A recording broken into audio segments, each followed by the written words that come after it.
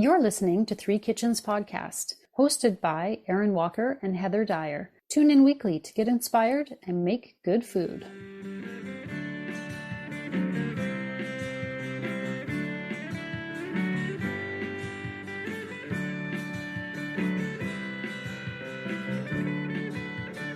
Welcome to Three Kitchens Podcast. This is a special episode where we are bringing you something from the vault with a little update. A blast from the past? Yeah, with a little zhuzh, as we like to say. We're zhuzhing. Yeah. Oh, I'm Heather, and there's Erin over there. Oh, that's right. That's us. Hello. But you know that because we have a little thing at the top that says who your hosts are. And actually, this episode, the original episode that you're going to hear after we give a little update, was recorded 2 years ago. And so Sarah was also hosting with us. That's right. For anyone who doesn't know the history, we originally had 3 hosts, which is why it was called Three Kitchens. And our third host is our friend Sarah, and she's in some of the older episodes. So if you're wondering, so Sarah is also in this episode. And I originally wanted to make babka because it looks delicious, but I'd never eaten it. It's kind of like a fancy cinnamon roll, essentially, although the filling could be anything, but it's like a yeast dough you make the day before, put it in your fridge overnight, and then the next day you're going to make your filling, roll and braid or tie your knot or whatever you do with it to make it look beautiful. It really is the most gorgeous loaf of bread that you can, like showcase or bring with you as a gift for someone. Like, it looks so impressive. It's delicious as hell. And I think I understand why everyone talked about it for a short period of time in the mid-90s. And I thought I would update it and try some different fillings this time. Yeah, because babka should not be limited to chocolate or cinnamon. Nope. We are always talking about different things. Ooh, we could put that in babka. Oh, imagine a babka with that. And there's savory babka too.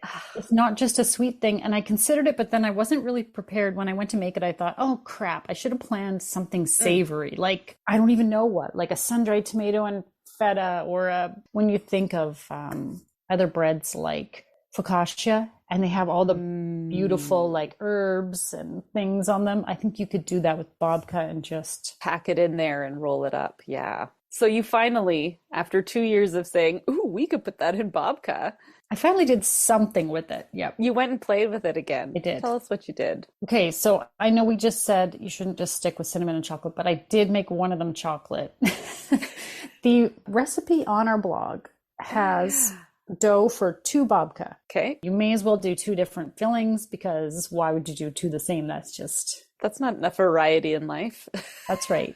Do 2 different things. So the chocolate I based on the same filling recipe that's on the website, but I added a little bit of chili powder to it because I wanted a Mexican chocolate feel to it. Did you detect that at all when you ate it? I didn't. No. I don't think I went enough with the chili, but I was nervous I didn't know how much to put in. I recently tried adding cayenne pepper to something that was chocolate that I wanted to be spicy chocolate. And my experience is that the amount that I put in when it baked up, it disappeared as well. And I thought, maybe I have to put more in? But then it made me nervous. I didn't want to. I know, right? Because you don't want it to be like, it's not chocolate anymore. It's like, this is burning my face off. I also used dark chocolate, so it wasn't really sweet, which I actually really liked. This was so good. It didn't last at all. No. And then so when you're done, when you've baked your babka, you put a simple syrup over the top. So I did just a simple syrup that was honey and water on the chocolate babka.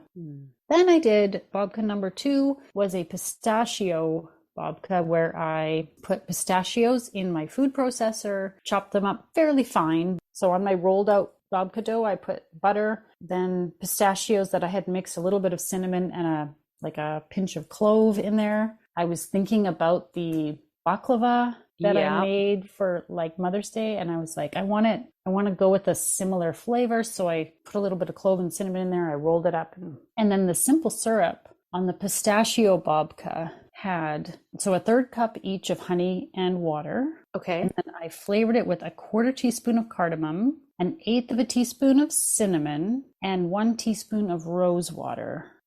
Because again, we recently had Persian love cake and we loved it so much that I was thinking about how can I marry these a little bit. Yeah. And so that was the syrup that went on top of that one. I liked this. I think it could have been rosier, but honestly, I'm just obsessed with the flavor of rose right now. Like I can't. Not too much. Couldn't get too much rose. I can't get too much rose right now. I don't know what my problem is. I got introduced to it, 2 weeks ago, and I'm like, more. And I put some rough chopped pistachios that I just chopped with a knife and I put those into the syrup. And do it when you first make the syrup. Okay. Take it off the heat, put the nuts in, and then let it sit and cool until your babka is done baking. And then when you pour it on, I think it just sort of softens up the nuts just a little bit. And then because they're in the syrup, they stick to the bread.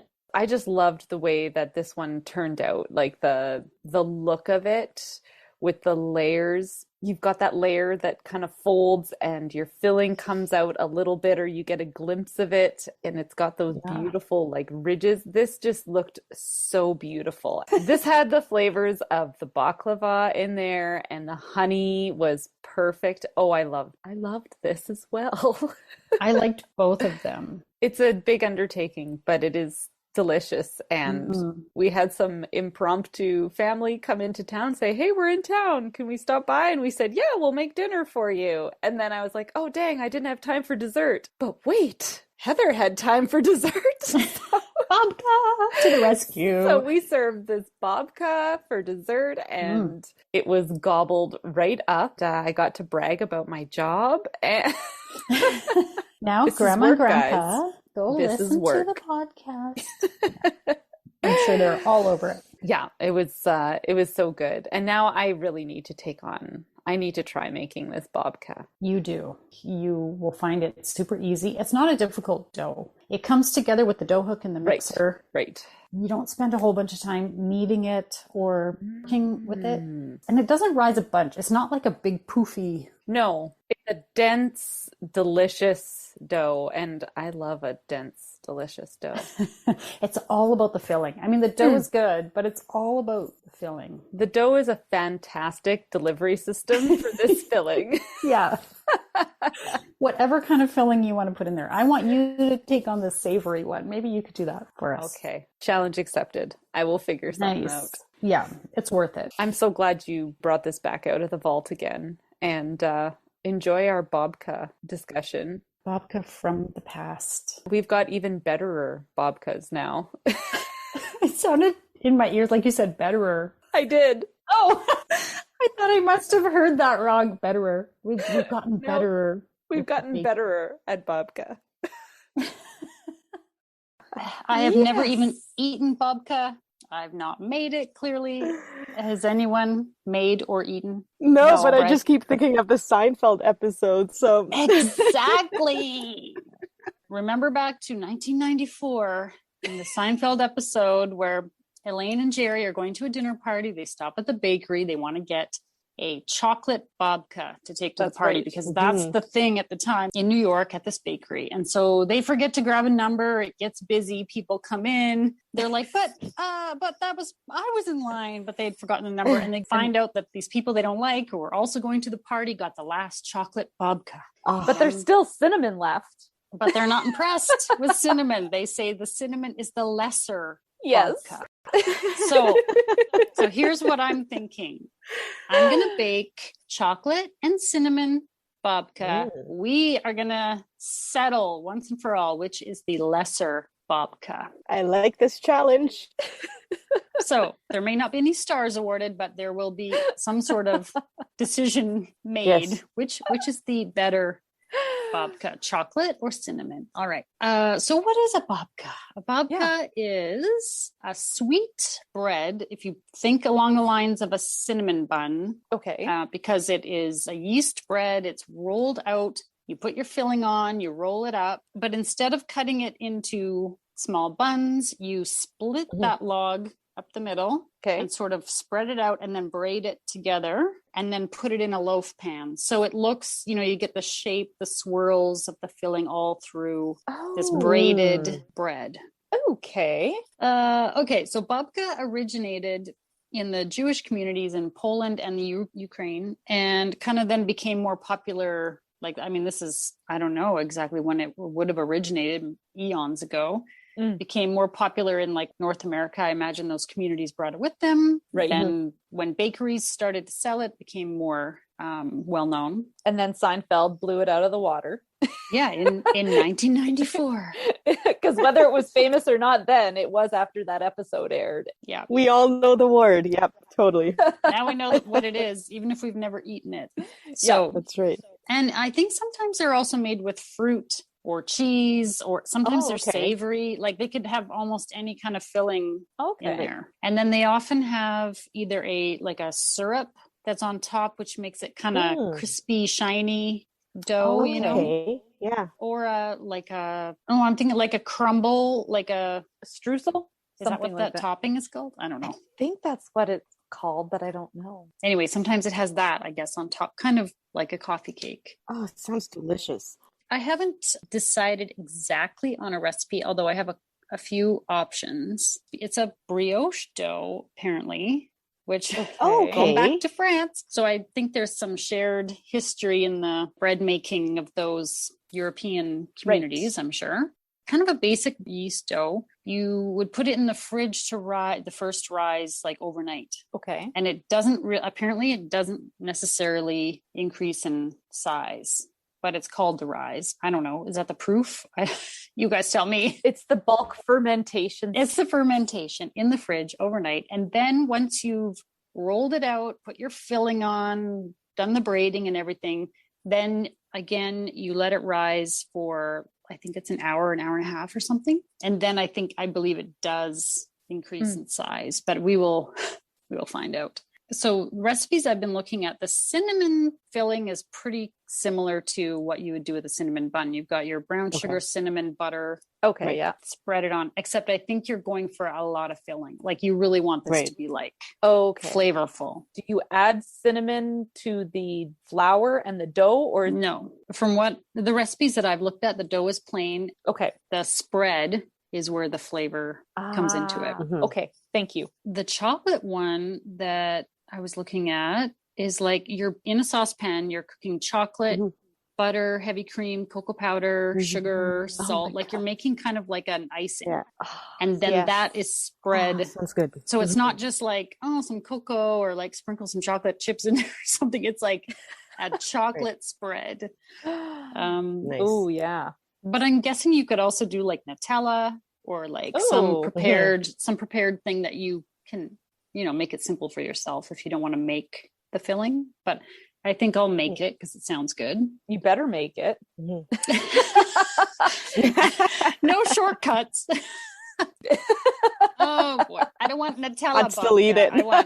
I'll eat it, and then and then he'll critique, and then you'll complain. Well, it's only Nutella. No Michelin star for you. No, half a Michelin star. Well, I wouldn't expect it. Just trying to see if there's anything else in the baking. So it doesn't sound like it bakes a long time. It says 30 to 35 minutes. But of course, we'll see how it goes in Calgary. But of course, about a half hour at 350. You're looking for an internal temperature of 200 degrees Fahrenheit. Now, I don't know that I've ever really noticed that you would take a temperature of a bread.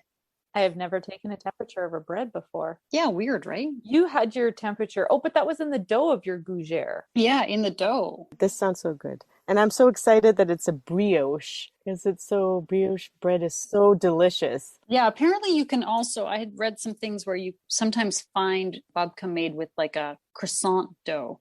So that's that light, buttery, flaky sort of. But I think that would be way more work. And I don't think it's the traditional babka. So I'm going to try to stick to the little more traditional dough for this. So there you go. That sounds very delicious. Now. We will have our cinnamon versus chocolate babka. Final decision will be made by us And then Jerry and Elaine can keep fighting amongst themselves. The lesser babka. Oh, I hope I don't screw it up. Oh, God. Okay. You won't. All right, see you in a few. Okay, listeners, help us settle this debate that Jerry and Elaine started all those years ago. Which is the better flavor? Join us on social media and cast your vote for chocolate or cinnamon. So we're back with chocolate and cinnamon babka. How did it go, Babka. Heather? Babka is so good. Like, how did I go babka is so all this good. time never having eaten babka? Let's talk about how to make babka. So, Yes. I mean, there's a million and one recipes out there. They're all basically the same. Okay. So I decided to try one from the Pioneer Woman. You know, she's Ree Drummond. She's on the Food Network. I don't really know her recipes, but I thought it sounded simple. It makes 2 loaves. So check when you're looking for a recipe. Some of them might just make 1 loaf. It's worth it to make 2. If you're putting the time into it, make a double, right? Okay. And her recipes for chocolate babka. If you're looking it up, obviously I made 1 cinnamon and 1 chocolate with her recipe. Part of the process for making babka is to mix up your dough, put it in the fridge overnight. That's what the recipes always say. But because we've had some heat, it wasn't full on heat wave when I made this, but it was warm and I didn't want to have my oven going in the day. So I mixed up my dough early in the morning and put it in the fridge for the day. And then I baked it later in the evening. When I was willing to turn on my oven. Right. And that seemed to work just as well. So if you forget to mix your dough the night before, you can still save yourself by mixing the dough in the morning and baking at night. Yeah. You have a backup plan. Yeah. You just have to plan ahead so that you have time. It's not a quick, like, oh, I'm just going to whip these up this morning to have. Right. You have to plan ahead because it needs that time. So pretty basic: flour, sugar, yeast, salt all together in the bowl. Then you add in your eggs and a yolk, milk and vanilla, and you mix it up until it comes together and it's quite sticky. Then on low speed, you're adding your butter 1 tablespoon at a time until incorporated. Was this like soft butter, melted butter? Room temperature, unsalted butter. So you're just putting it in a little bit at a time, watching it till it looks like it's mixed in, adding more. And then when it's all done, you have this ball of dough, but it's not dry. It's still kind of sticky, which is okay. Putting your ball into an oiled bowl, covering it with plastic wrap and putting it in the fridge for the night or the day. It doesn't have a number of hours on any of these recipes, but I'm assuming because they say overnight, you know, you're looking for 10 hours or I think it could definitely be more. I think mine was 13 hours or something. Okay. So then when you're ready to take it out, for me, it was in the evening after dinner. I took it out and you let it sit kind of to get to room temperature while you make your filling and prepare your pans, your loaf pan, put your parchment paper in it. I did 2 styles. So I did the kind of traditional braided in a loaf pan. Okay. And then I also did the other one I did in a knot, which we can talk about in a bit. That's why I don't know if you could tell from the slices you had, but they were a different shape, kind of. I may have eaten it a little too quickly. I may have just shoved it in my mouth without observing closely. You'll have to look at the picture. Yeah, and you can see that they are different form. Okay, so you're going to roll out your dough. First of all, you're going to cut it in half because you're making 2 loaves. You're going to roll it out, roughly 10 by 14 inch rectangular piece of dough is what you're going for. Okay. And sprinkle or spread your filling, depending kind of what consistency you've got. So for this recipe, the chocolate filling is room temperature butter, sugar, cocoa, a little bit of cinnamon, and chopped bittersweet chocolate. So it's not, you kind of spread it, but you can't really because of the chocolate that's chopped up in there. So I did see a tip after the fact on another recipe that said it might help to roll it, like use a rolling pin and kind of roll it into the dough a bit so it sticks and doesn't fall. Okay, so then you roll it up like you would a cinnamon bun, right? You roll your dough. Okay. Then you're going to do this for both of them. So the other one I rolled out, I put the cinnamon, and I just kind of did what I would do for a cinnamon bun, like butter, brown sugar, cinnamon, and kind of just eyeballed that and then spread that on and rolled it up. Then you have your 2 logs, right? So you wrap them in a bit of plastic wrap, put them in the freezer for about 15 minutes. So they're easier to handle when you're tying in a knot or twisting around or whatever you're going to do with it. So when you take it out, you have a long log and you're going to cut it lengthwise in half. And to make the braid, you're cutting it into two, but not all the way through. So at the top, it's still connected. You have two pieces. Okay, yeah. Like you give each of those a little twist, and then you basically just twist them together. It's not really a braid because there's only two. I was going to say, is it more of a twist than a braid? Yeah. They always call it a braid. It's not really a braid. Stick it in your loaf pan, and then you're going to let it sit to rise for like an hour and a half. Oh, okay. And for the knot that I did with the cinnamon, I found a YouTube video that we followed. So you cut it in half the same way, but you cut it all the way through. So you have two pieces. Then you cut each of those into two pieces. So lengthwise? You have four long strands pieces of dough with the filling inside, right? It's like layers, basically just layers. I can't really describe to you how you form it into a knot. You'd have to just look at a video. Right. A YouTube it kind video. of crisscrosses all the dough, so it looks sort of woven like the side of a basket. Is that kind of like that? Somewhat, yeah. And then you tuck the edges kind of in, and you put it's sort of round. Yes. Right? Yes. It's like a round, and you put that in. I just put it into a round cake pan. And again, you're letting that rise for about an hour and a half before you bake it. I didn't do any kind of a little proofing hack thing with the dough, but it didn't seem to rise a whole bunch. So I was a little concerned about that, but I wouldn't worry about it because it seemed to turn out just fine. So I'm not worried about how much it puffs up. Did she say in her website if there was some websites say it has to rise to twice the size or a one and no, nothing like that? She just says let it rise at room temperature for 1.5 hours. Okay, so then you're going to bake it at 350. What does she say here? 40 to 50 minutes or until the bread is 190 degrees Fahrenheit. Oh. So it was about 45 minutes. It was right in there according to her recipe. Okay. I checked it at 35 and I was like, it's not quite. I put the thermometer in at 35 minutes and I was like, no, it's not. The problem with the thermometer, it's tricky because depending where you stick it, you might just be testing the temperature of your filling, right? Exactly. Yeah. It's hard to pick. So I tried to pick a piece of like a part of it that looked bready and stick it in. Who knew you use your thermometer on breads? Like, I know. We've been doing some of this now.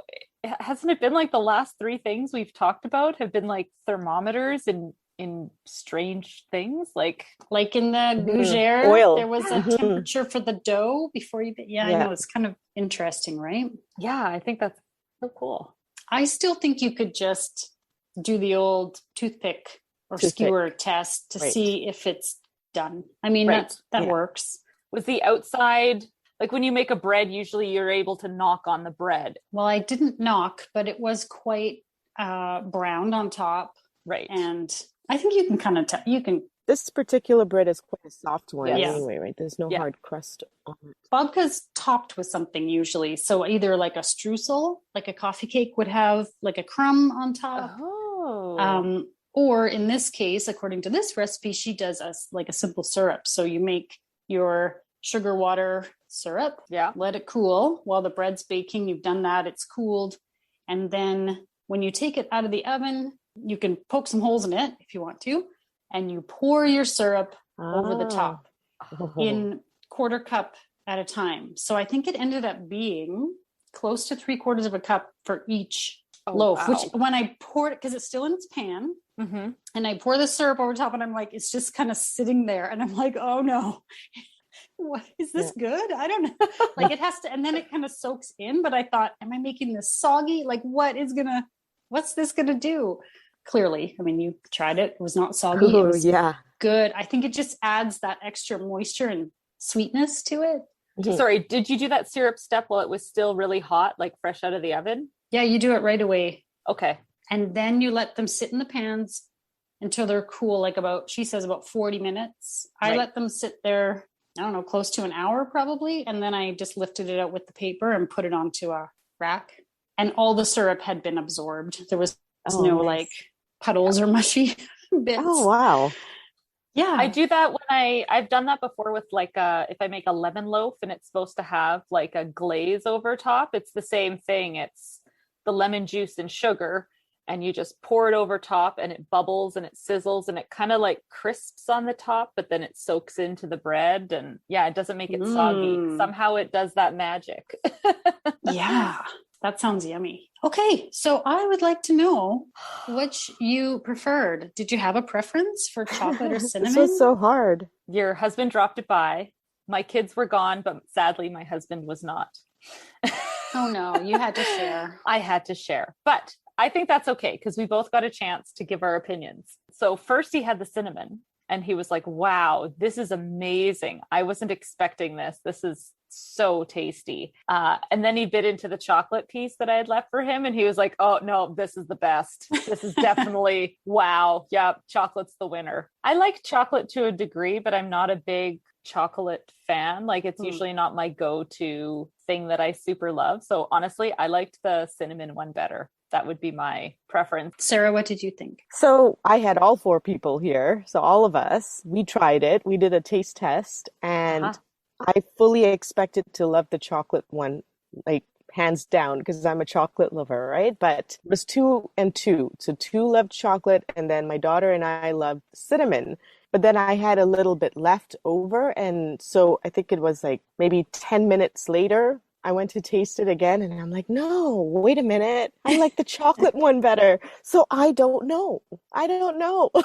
Like I am completely torn. I also felt like I couldn't really pick one. But I do prefer, I thought the cinnamon maybe had the edge because of the way it was tied in the knot, because you're spreading the filling around a bit more. Whereas the chocolate one had like, you'd get like a big bite of chocolate and then maybe a bite of bread. The cinnamon, it felt like more evenly distributed because of the way it was cut and tied up.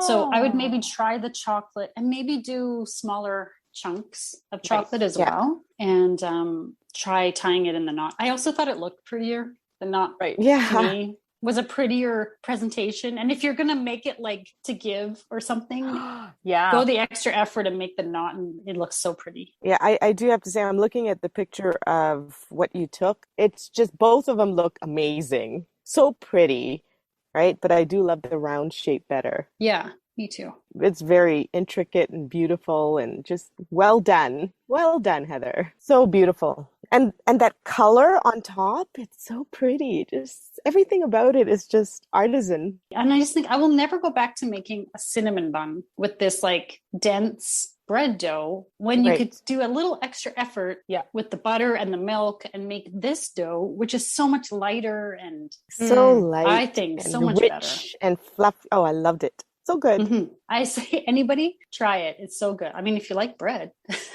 Yeah, I feel like you have the babka magic, Heather, because I think what you made was just perfect. Just follow the recipe. I'm not kidding. Like I didn't do anything. No, you've got something special going on. just take it. You are the babka queen. You are not the lesser babka maker. Oh, wow. You are the greater. That is quite the compliment. My husband said, can you make babka every week? And I'm like, do you want to weigh 250 pounds? No kidding.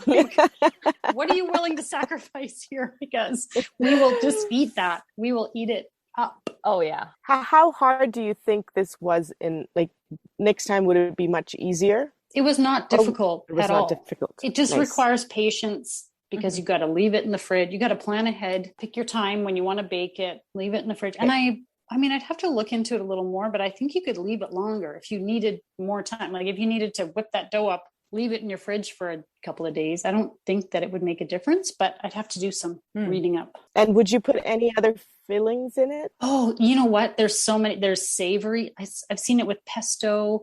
I've seen like green tea and black sesame, like matcha and sun-dried tomato and rosemary. Like you could do, it's a bread. It's just a bread, right? So it's sweeter, but you could put anything you can think of to spread in there and roll it up. Wow. Yeah. I'd like to try a savory one. I think the recipe may have said to let it go on that dough hook for 10 minutes or something. But then most other recipes I saw were like, avoid kneading the dough. Like maybe you don't want to toughen it up. Yeah, you just want it to be all combined and then leave it alone. Don't mess with it. And you don't want to put out too much flour when you roll it. Right. If you can avoid it, because it will dry it. Like you don't want to dry out the dough by adding more flour. Right. Oh, that was one note that I did have. It was super sticky, like more sticky, I think, than it was supposed to be. It wasn't coming together. And I ended up adding, I think, 3 more tablespoons of flour as I was mixing it. I just did it a little bit at a time to bring it together because it was super wet. Go make babka. No kidding. Yeah, I'm gonna go make babka. And I like so saying good. the word. I know. I'm drinking my coffee right now, and I'm like closing my eyes and trying to like summon the memory of that. Oh God, it was just so good, Heather. I loved it too. It was so good. And I'm like, why have I not made this before? I will never make just a regular old cinnamon bun again. Forget it. This was so easy. It was easy to roll out. It took like very little effort, really. Just patience. That's it. Awesome. Made popular by Seinfeld. Well, it was made popular by bakeries in New York, Jewish bakeries that made it. It was just Seinfeld took it to everybody else, right? To everybody else. Learned about it. Brought it to us. Yeah. And that was 1994 was that episode. If anybody wants to look it up, it's called The Dinner Party. The Seinfeld episode. Yeah, I think it was February 1994. The husband and I watched it as we were doing dishes the other day. Oh, awesome. Yeah. All right. I'm glad you liked it. Go forth and make babka, everyone. All right. We're done. We're going to go stick our feet in the kiddie pool. Oh, because it's hot. That sounds great. I'm out of here. All right. Bye, guys. See you later. Bye. And now for the fine print. Join us over on the socials, Facebook, Instagram, YouTube, and on our website, threekitchenspodcast.com. Remember, when you like, follow, subscribe, and review, it helps more people find us. Thank you so much for listening. 2 strands does not make a braid. I think you need at least 3 strands to braid. That's what my mom taught me. I don't know if that's true. It's only a twist.